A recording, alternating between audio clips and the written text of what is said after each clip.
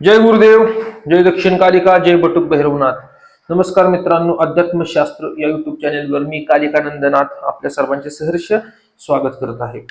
मित्रांनो, आज व्हिडिओ बनवण्याचं कारण की जे आता आपण काही जणांना देवीच्या दक्षिण कालिकेच्या मंत्राची दीक्षा दिली, त्यासोबत महाकाल भैरव यांच्या मंत्राची दीक्षा दिली, सोबत बटुक भैरव आणि चोर गणपती, गुरुपादुका अशा काही मंत्रांची आपण दीक्षा दिल्या. त्यासोबत देवीची काही विधिविधानं सुद्धा त्यांना दिली आणि ते प्रोसेस चालू आहे. देण्याची प्रोसेस अजूनही चालू आहे. जेवढं मंत्र दीक्षेच्या वेळेला मुख्य मंत्र तर दिले, परंतु त्याचा क्रम कुठल्या पद्धतीने कशा साधना करायच्या हे आता सिस्टीम देणं चालू आहे आणि ती बरेच दिवस चालणारी प्रोसेस आहे. जसे जसे ते साधना करतील तसं स्टेप बाय स्टेप हायर लेवलच्या हळूहळू साधना त्यांना देण्यात येणार आहेत. विशेषतः काळूबाईच्या भक्तांना इथं ठिकाणी प्राधान्य आपण दिलेलं आहे, कालीच्या भक्तांना प्राधान्य दिलेलं आहे. कारण की ही जी देवी आहे, ही देवी काली हे काळूबाईचाच एक मूळ अवतार आहे. त्याच्यामुळं काळूबाईची भक्ती मी मुळात पहिल्यांदा काळूबाईचाच उपासना करत होतो, परंतु देवीच्या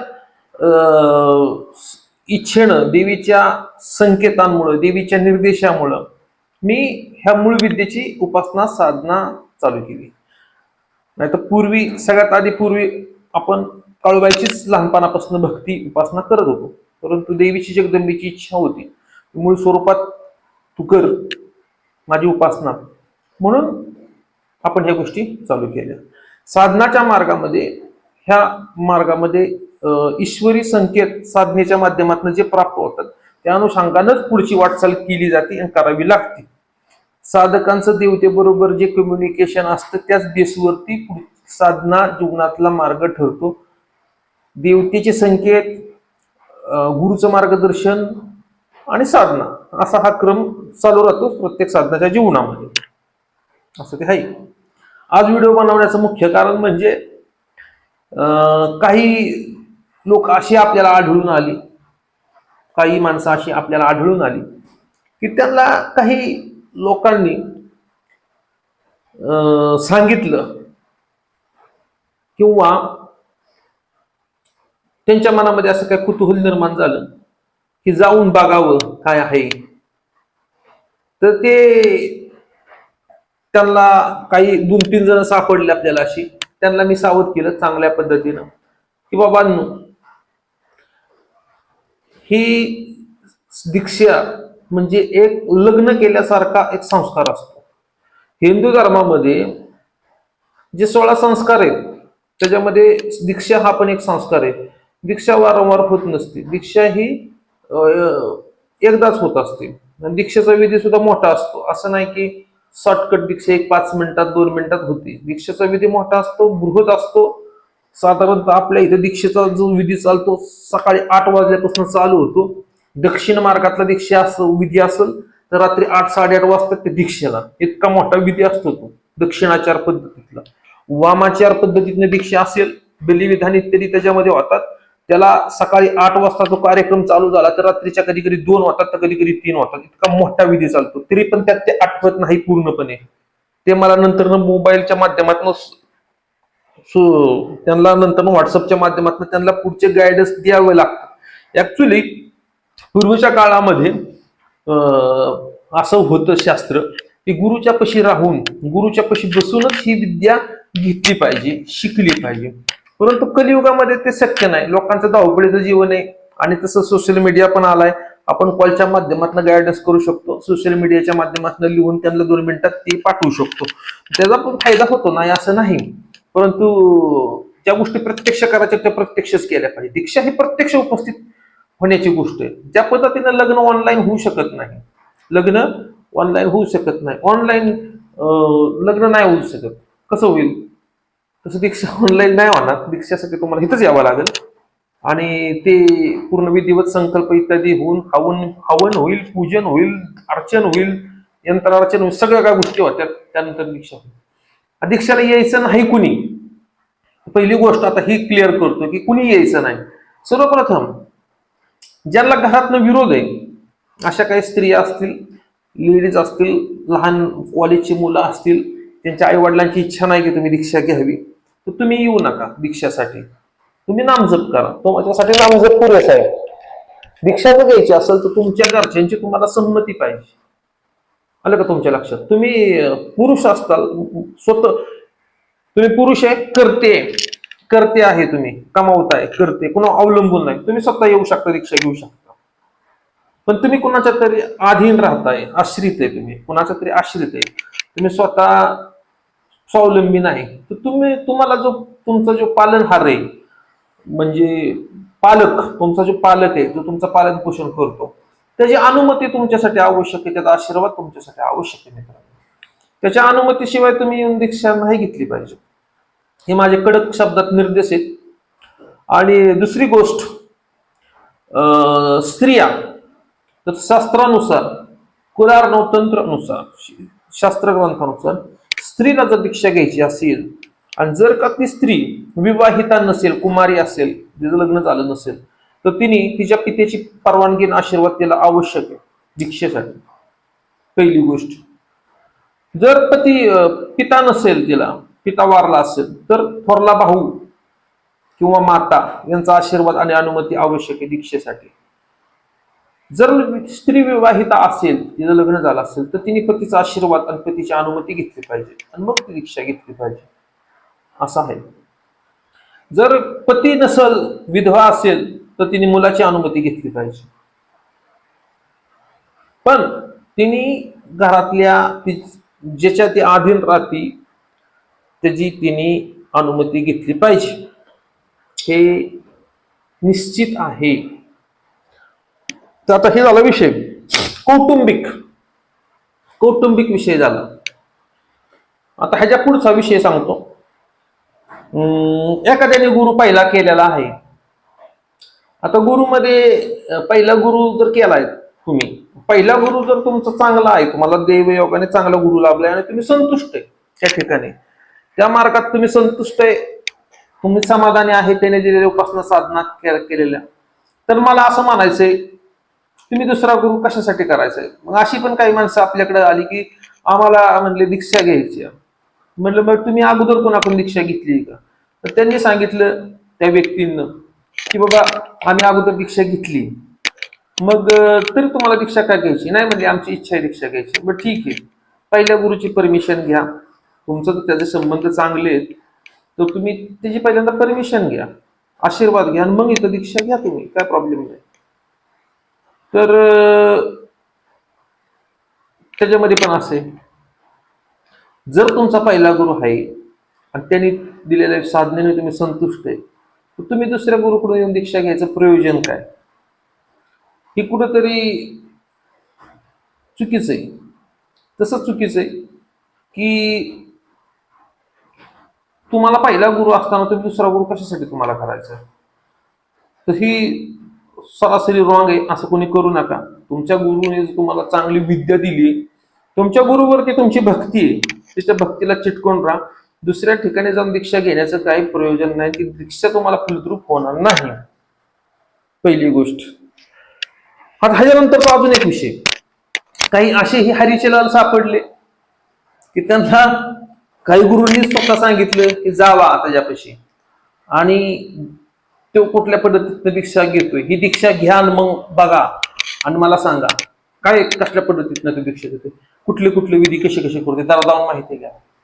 तर सगळ्यात मूर्ख कॅटेगरी की ती व्यक्ती की, आणि त्यांचा पाठवणारा गुरु तो सुद्धा अतिमूर्ख मानावा लागेल. पाठवणारा महामूर्ख आणि हितपर्यंत येणारा सुद्धा त्याच्यापेक्षा अतिमूर्ख. तुम्हाला दीक्षा महाविद्या ही काही जोक वाटते का किंवा चेष्टा वाटते का? दीक्षा ही चेष्टा वाटते का? जर तुम्ही दीक्षा ही चेष्टा वाटत असेल तर तुम्हाला लग्न सुद्धा चेष्टाच वाटेल. मग काय ना बाबा, गंमत म्हणून आमक्या तमक्या बरं लग्न कर, नाही का, कसा संसार करतोय ती बघ बर का, आणि परत माझ्याकडे, हे ह्या टाईप झालं वृत्ती. तर ही व्यावहारिक मी बोली भाषेत सामान्य समजण्यासाठी तुम्हाला सांगितली की असं असं ही अशा पाहुणीतली अशा विचाराची ही लोक येतात. परंतु ही गोष्ट एवढी सोपी पण नाही की लग्न तुम्ही करताल येताल माघार येतील आणि महिलांच्या बाजूने कायदा झालेला आहे की काही होऊ शकत नाही. परंतु इथं तसं नाही. इथं तुम्ही दीक्षा घेतली आणि कपटी भावनेने दीक्षा घेतली. तुमच्या मनामध्ये शुद्ध हेतू नाही, कपट भावना आहे तुमच्या मनामध्ये, कपटी भावना. तुम्ही इथं आला, थापा बिपा मारल्या, मला खोटं बोलला की एवढी आमची जप झाले, फलानं झाले, ढिमकानं झाले, नाही का आम्ही, आणि तुम्ही माझ्याकडून गोड बोलून मला फसवण्याचा प्रयत्न केला. पण तुम्ही मला फसवण्याचा प्रयत्न नाही केला, तुम्ही स्वतःला फसवण्याचा प्रयत्न केलाय. असं करताय, असं होईल. कारण की याचा अर्थ असा आहे, मी तुम्हाला विचारतोय, तुम्हाला पोहायला येतंय का? तुम्ही बोलताय पोहायला येतंय आम्हाला. मग मी म्हणणार जा, हे आपली विहीर आहे, त्याच्यामध्ये जाऊन पोहा. आणि तुम्हाला पोहायलाच येत नाही, तुम्ही पोहलाच नाही कधी, तुम्ही बुडणार त्यात. तसंच आहे हे. तुम्ही जर अगोदर साधन भजन केलं नाही, तुमचं भाव शुद्ध नाही, तुमचं नीतिमत्ता शुद्ध नाही, तर तुम्हाला या ठिकाणी फायद्याच्या ठिकाणी नुकसान सुद्धा उठावं लागू शकतं. जसं परशुरामाकडून खोटं बोलून कर्णाने विद्या घेण्याचा प्रयत्न केला होता आणि परिणाम काय झाला? कर्णाला ती विद्या फलद्रूप झाली नाही, उलट कर्णाला शाप भोगावा लागला. त्याच पद्धतीनं जर का ह्या देवीची विद्या, ह्या देवीचे मंत्र, ह्या देवीचं जे काय विधान आहे, हे कपट भावनेने जर तुम्ही घेण्याचा प्रयत्न केला, तर मित्रांनो, तुम्ही स्वतःसाठीच नव्हे, तर तुम्ही स्वतःच्या कुटुंबासाठी सुद्धा एक प्रकारे विघ्न उत्पन्न करताय. याचा अर्थ तुम्ही ह्या कर्माची तुमच्या फळं तुम्हाला स्वतःलाच नव्हे, तर तुमच्या अख्ख्या खानदानाला सुद्धा भोगावं लागू शकतात. हे कुठेतरी लक्षात ठेवलं पाहिजे. तुम्ही तेव्हाच ह्या गोष्टीच्या नादाला लागा जर तुम्ही खरं भक्त असताल, तुमची निष्ठा स्वच्छ असेल, तुम्ही प्रामाणिक असताल तर. अन्यथा तुम्हाला कोणी दुर्गती तुमची निश्चित होईल आणि त्या दुर्गतीपासून तुम्हाला वाचवणारा सुद्धा कोणी भेटणार नाही.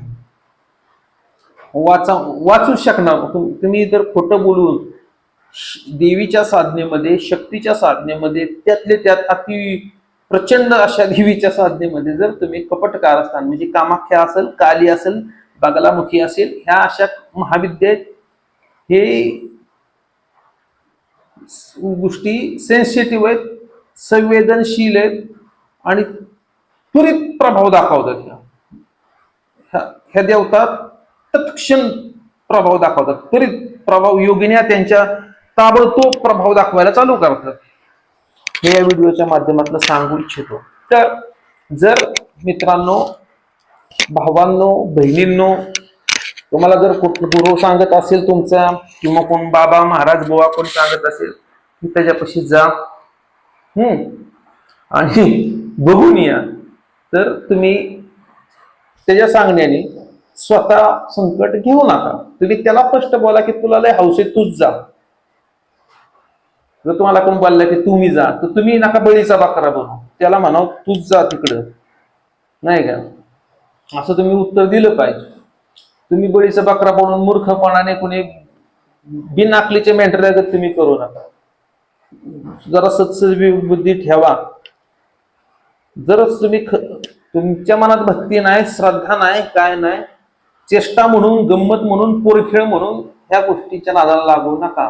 कारण की ह्या ठिकाणी मी दीक्षा देताना प्रॉपर वचन, संकल्प इत्यादी सगळ्या गोष्टी करूनच देत असतो. त्यावेळेला मोठे मोठे विधी होतात, अग्नी साक्षीने विधी होतात. प्रॉपर योगिनीयांना, दशदिक्पालांना सुद्धा आव्हान केलेलं असतं. सगळ्या गोष्टींचा इथं उल्लेख केलेला असतो. तुमच्या पितरांचा सुद्धा उल्लेख केलेला, सगळं हे केलेलं असतं. तेच तुम्ही खोटं नाटक काय करण्याचा प्रयत्न केला, कर्माच्या फेऱ्यामध्ये तुम्ही सापडणार आणि हे होणार. तर सगळ्यात महत्वाचं, तुम्ही जे आहे तुम्ही तिकडे संतुष्ट असताल, जिथं कुठं तिथं संतुष्ट राहा. जर तुम्ही संतुष्ट नसताल, खरं संतुष्ट नसताल, तुम्हाला असं वाटत असेल की गुरुनी मला विद्या दिली नाही, गुरुनी मला भक्ती मार्ग व्यवस्थित शिकवला नाही, आणि तुम्हाला माझे युट्यूबवर मी जी काही व्हिडिओ टाकतो ते तुम्हाला पटत असतील, त्याशी तुम्हाला सहमत असतील तुम्ही, तर तुम्ही इथं या. मी तुम्हाला देवीची भक्ती कशी करायची ती शिकवतो, देवीची उपासना कशी करायची ती मी इथं शिकवेल तुम्हाला. पण तुमचा हेतू शुद्ध पाहिजे. तुमच्या जर डोक्यात असेल की काय नाही हा काय शिकवतोय ही हितनं घेऊ आणि इकडे ही करू, तर ते नाही. कारण की त्याला पण काय प्रॉब्लेम नाही. मी युट्यूबच्या माध्यमातून बऱ्याचशा गोष्टी सांगत असतो, परंतु जेवढ्या सांगता येतील तेवढ्या सांगत असतो. काही मर्यादा आहेत त्याला. मित्रांनो, काही असे हालचाल आलेत की त्यांच्या डोक्यात होतं की इथं यावं, ह्याची विधानं घ्यावी आणि व्हायरल करून टाकावी, नाही का? पण मित्रांनो, हे असं आहे का? हे एवढं सोपं आहे का? नाही. विधिविधानं तुम्हाला अधिकार घेतात. कीर्तन प्रवचन ही पुथी पुराणांवर होतात. पुथी आणि पुराण, गीतेवर, भागवतवर प्रवचन होतील, कीर्तन होतील. तंत्रशास्त्रावरती प्रवचन होत नाहीत, कीर्तन होत नाहीत. कारण की हे जे शास्त्र आहे, हे निगम आगम शास्त्र, ह्याच्यामध्ये भगवान शंकरांनी ठिकठिकाणी पार्वतीला असे आदेश केलेले आहेत की हे देवी, हे गुह्याती गुह्य गुप्त ठेव, स्वतःच्या अंतर्वस्त्राप्रमाणे गुप्त ठेव. काही ठिकाणी सांगितले योनी स्वतःच्या गुप्तेंद्रियाप्रमाणे हे गुप्त ठेव, हे उघड करू नको. आणि काही ठिकाणी असं सुद्धा सांगितलंय की हे अपात्र व्यक्तीला दिल्यानंतर देणाऱ्याचा सुद्धा सर्वनाश होईल, असं सुद्धा या ठिकाणी सांगितलेलं.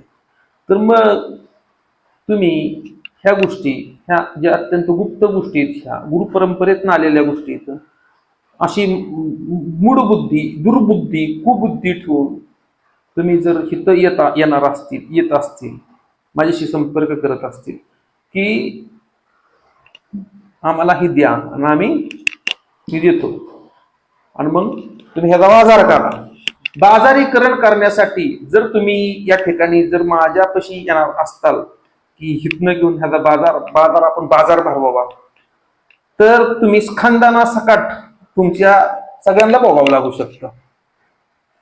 ज्याने तुम्हाला पाठवलं त्याला भोगायला लागू शकतं, तुम्हाला स्वतःला भोगायला लागू शकतं, आणि तुमच्या पिढीला सुद्धा भोगायला लागू शकतं. आता तुम्ही ह्याच्या बाबत इतिहास आधीचा बघा सगळा, नाही का? आतापर्यंत ज्या घटना घडल्यात, नाही का, इतिहासातले दाखले बघा. एक तर उदाहरण मी तुम्हाला दिलंय, कोणाचं? ह्याचं, कर्णाचं. दुसरं परत एक उदाहरण देतो, कच्छ माहितीये का?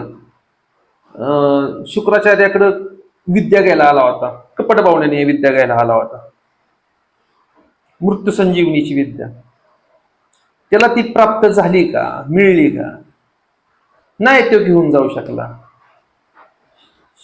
त्याला शुक्राचार्याची जी मुलगी आहे, त्या तिचं नाव माझ्या लक्षात गेलं, काय तिचं नाव, जाऊ दे, ती इतिहास आहे तो मोठा.